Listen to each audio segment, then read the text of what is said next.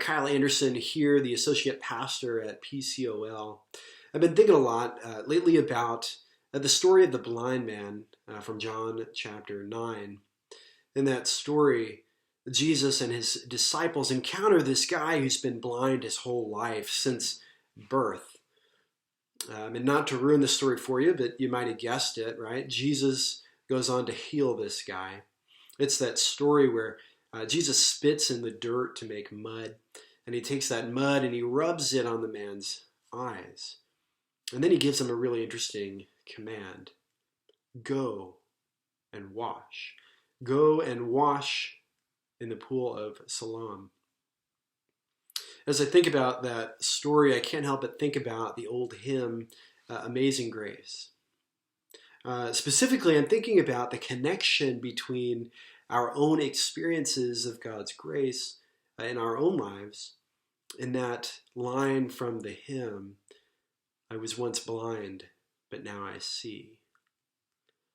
I wonder how this man from our story experiences God's grace in this encounter with Jesus Christ. And I wonder because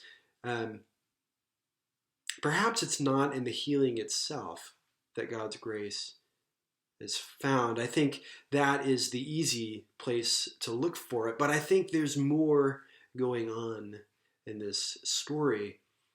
Blindness is all that this man knew. It was his life, and suddenly he's confronted with a new normal.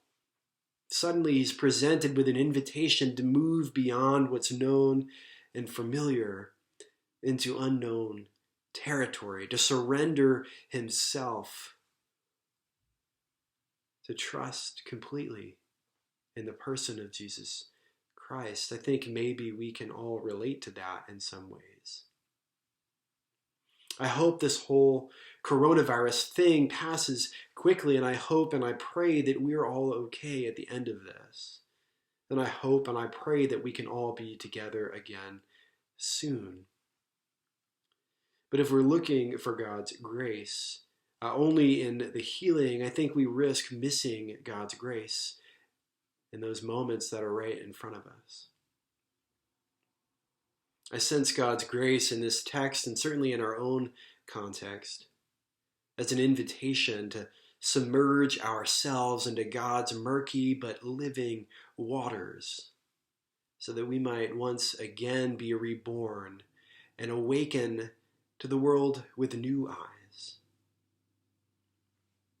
I sense God's grace in this text as a reminder that even in the midst of uncertainty, God is with us. And so with all this change and fear and anxiety, I wonder, how are you experiencing God's grace? I'd encourage you to share your stories with us and with one another. And until we're able to be together again, know that you're not alone. Know that we're praying for you and that we love you. And so until next time, be safe, be healthy.